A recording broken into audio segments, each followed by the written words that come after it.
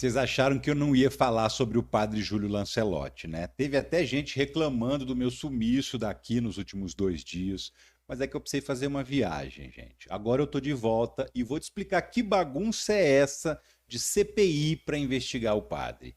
Eu sinto como se a gente estivesse vivendo num mundo invertido, onde quem faz caridade, quem ajuda o próximo, é acusado de ser vilão e quem não faz nada para ajudar ninguém tenta pagar de mocinho e ainda ganhar voto com isso. Mas esse é o Brasil de 2024, né? Eu sou o Ricardo Mello, o explicador-geral da República, e vim te explicar a real sobre essa história que dominou as redes sociais essa semana. Então, ó, senta o dedo no like, engaja comigo e vamos nessa. Seguinte, vamos começar do começo. Ninguém ignora que o centro de São Paulo está tomado por pessoas em situação de rua. O fluxo da Cracolândia, que desde os anos 90 era concentrado praticamente num único quarteirão, agora se espalhou por 16 pontos da cidade em 7 bairros diferentes. Isso é resultado de erros cometidos por políticos que acharam que tinham a solução mágica para o problema. Que solução é essa? Reprimir. Teve governador que achou que baixar porrada nessa gente ia fazê-la simplesmente desaparecer, como se isso fosse um problema de segurança pública, quando na verdade a gente está falando de um problema de saúde pública. O vício em crack ou em qualquer outra droga é uma doença que precisa ser tratada. O Dória, quando era prefeito, disse que ia acabar com a Cracolândia simplesmente impedindo as pessoas de dormir nas ruas do centro. Quem esquece que ele mandou jogar água gelada nas pessoas que estavam dormindo nas praças de São Paulo? Na época, o governador do estado era quem? Geraldo Alckmin, hoje o vice-presidente. O Alckmin ajudou a piorar a situação, mandando a polícia sentar a porrada nos usuários e retirando as barracas onde eles se abrigavam. Foi uma combinação perfeita para transformar uma situação que era localizada num problema do centro de São Paulo inteiro. Quem frequenta a região sabe muito bem do que eu estou falando. Mas muito antes de existir uma Cracolândia, o centro de São Paulo já concentrava pessoas que não têm onde morar, dormindo nas ruas, embaixo de viadutos. E desde essa época, o padre Júlio Lancelotti já trabalha na assistência social. O que o padre faz? Ele distribui alimentos, remédios, agasalhos e também dá assistência espiritual para essa gente. À medida que o problema foi aumentando, ele nunca parou de fazer o trabalho dele, que é dar pão, aquecer do frio, oferecer amor para quem não tem absolutamente nada. Ou seja, exatamente o que Jesus Cristo ensinou que a gente deve fazer. Mas até hoje, mesmo vendo que o problema só cresce, tem político que acredita que a melhor forma de você resolver é reprimindo e ignorando essas pessoas, como se isso fosse fazer elas sumirem da face da terra por milagre e o centro de São Paulo virar uma Suíça. Uma dessas pessoas é um vereador, que eu não vou dizer o nome porque é isso que ele quer. Ele quer propaganda grátis para a campanha eleitoral deste ano, mas aqui ele não vai ter não. Esse vereador, agora no fim do ano, armou uma arapuca para enganar os colegas e tentar perseguir o padre Júlio. O que ele fez? Preparou um requerimento para uma CPI e saiu colhendo a assinatura dos colegas. A Câmara de São Paulo tem 55 vereadores e para protocolar um pedido de CPI é preciso 1/3 das assinaturas, ou seja, 19.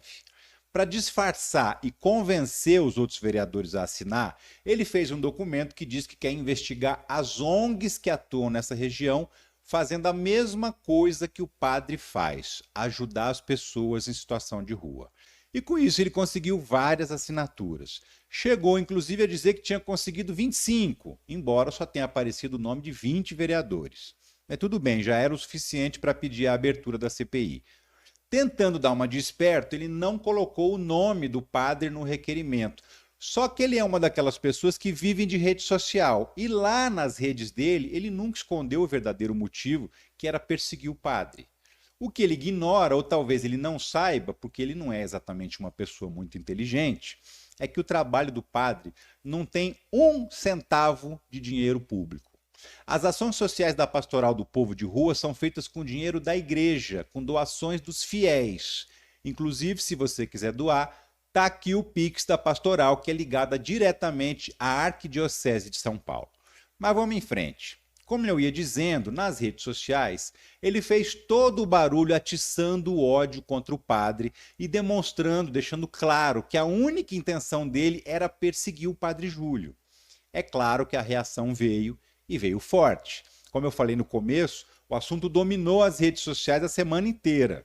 Tirando 2 ou 3 padres midiáticos que aí, lavaram as mãos igual Pôncio Pilatos, todo mundo saiu em defesa do padre Júlio Lancelotti. E por causa dessa pressão gigante, até o momento em que eu estou gravando esse vídeo, 8 vereadores que tinham assinado o pedido de CPI voltaram atrás. Todos eles alegaram que foram enganados e que se soubessem que a CPI era para pegar o padre Júlio, não teriam assinado.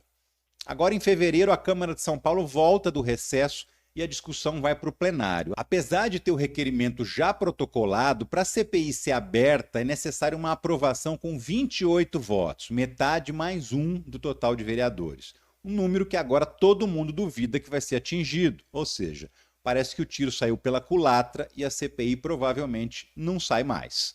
Eu vi muita gente falando o que tem a investigar, quem não deve não teme, e eu até concordo com isso se não fosse por um fato. A gente está careca de saber que a extrema-direita usa esse instrumento, que é a CPI, não para investigar. Eles nem sabem investigar nada. A ideia é sempre fazer barulho para ganhar voto. Eles usam as sessões para produzir vídeos para as redes sociais deles.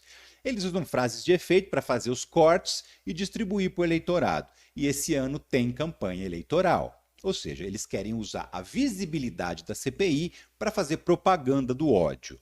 O tal do vereador nem esconde que ele quer usar a CPI politicamente para se dar bem, nem que para isso ele precise perseguir um padre que só pratica bondade, que só ajuda as pessoas necessitadas, que nunca foi fotografado curtindo uma praia, nem numa loja de grife, que não usa relógio de marca, que não viaja para o exterior e que há décadas passa 7 dias por semana no meio dos miseráveis. Aos que se dizem enganados, eu só tenho uma coisa a dizer. Se um vereador engana os colegas para conseguir a assinatura deles num documento, então esse vereador está cometendo, no mínimo, quebra de decoro parlamentar. E isso é motivo de cassação de mandato. Se eu fosse um vereador enganado, eu pediria a cassação dele, porque se eu não pedisse, eu estaria sendo omisso com um pilantra.